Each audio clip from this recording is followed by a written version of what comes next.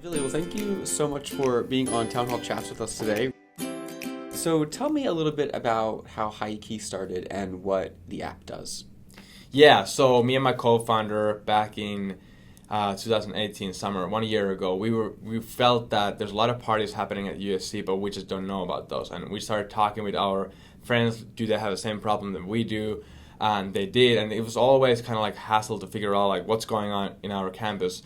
And we started reaching out fraternities and house party organizers that, hey, if we build like a platform like this, would you guys be willing to post your parties and events into Highkey? And they said that, yeah, cool, we will use that. And then we just built it last summer over here at USC. And first week we got about 1,000 users. So then we knew that we have something here that people actually want to use this, and it's a real problem. And for those who don't know, so the app is basically a platform in which people can find out about events that are happening around Exactly, at USC. Campus. So it's a very simple feed. You just log in, you see the feed, like what's happening today, what's happening during this week. If you are a party organizer, you can just submit your event through the app. We take a look at it and we approve it, and then it's on the feed. To kind of get those initial users, because that's kind of like hard to acquire your audience, right? So you're posting like flyers everywhere. So when we get users, you have to have like servers to actually take care of your users. We got those credits from USC, so we were able to run our servers on those. And then we spent about $300 for flyers. We distributed like 5,000 flyers around campus, and we put a little bit of money into social media, like Instagram advertising. Mm-hmm. We did those things very cheaply, and with that money, we were able to scale our business at USC. And so the whole business is kind of built around getting rid of FOMO, mm-hmm. the fear of missing out, which I think a lot of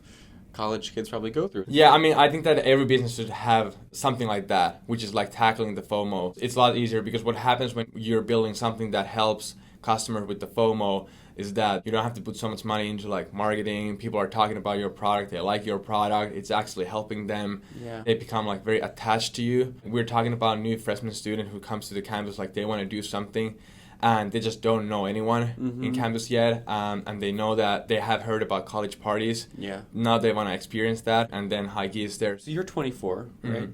So you're really closely aligned with the demographic of that college student, you're catering to. When you're starting a business, how important do you think it is for the leadership of the business to be right around the same age or in the same kind of demographic as the audience that you're, catering to? I think that it's very important that you know your customer. It's definitely easier for us since we are from the same age group. We kind of know what our customers are looking for in the app. We already know the events they're like going after, so we know which events we should highlight a little bit more. Mm-hmm. We know the demand, we know the FOMO is there. We still have to learn our customer. It doesn't mean that we actually know what they want. So we still have to like talk with them. So you guys just recently got a seed round of funding. Mm-hmm. What was that kind of experience like, and what kind of, obstacles did you have to face, kind of looking for investment? What was that whole experience like? It's the same thing with the FOMO. So you have to kind of like create FOMO feeling among investors also. So that those guys, they feel like if they're not investing, they're missing something out, something big and huge. And what advice would you give to like young entrepreneurs like yourself? The biggest thing is that you focus on your product as hard as possible. Fundraising don't necessarily solve your problems because then you get the money, your product is still not there yet. So you're just like spending money, eventually running out of money. So it's most important that you actually figure out when the product works, what the customer actually want. Yeah. You make sure that you have traction in place. So then you know that, okay, our product works and now we need the money to scale. I think that's the hardest part over here in America, that people are usually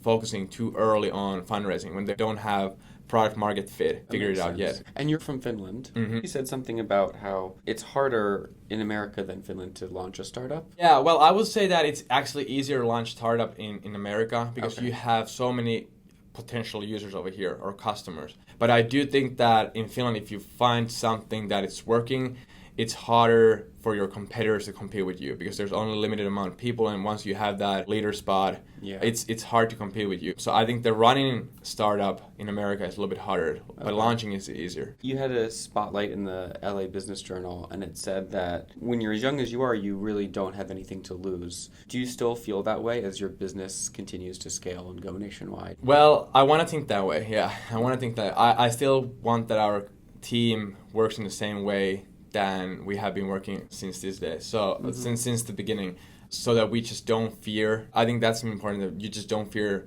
what's happening. We definitely don't take these things for granted. You were also saying that when you were first advertising the service, you were doing a lot of it on social media. And you were saying that some college freshmen don't even have Facebook accounts anymore, which is funny because that's how Facebook, or why Facebook started, was in college, you know. You would say this is a social media app, right? So what do you think the future of social media kind of looks like if those big players like Facebook, who started the game, aren't going to be as popular anymore? Well, I mean, it's very hard to tell like what's going to happen with social media. We're trying to figure out what's going to happen with Facebook events. When people are not using Facebook anymore, they're not finding anymore about events through Facebook. We're tackling that part. Yeah. But it's very hard to tell. There's a lot of players trying to figure it out. I would say that we're a little bit maybe sleeping on TikTok, which is this new like a social media video app where users can share like short videos. Kind of like the new Vine. Yeah, I've heard that it's really popping right now, and I gotta get into that also to figure it out. Cool. Well, yeah, no, I mean, I think the idea is really exciting, and yeah, we wish you all the best of luck with it. I think it'll be really cool. Thank you. Thanks.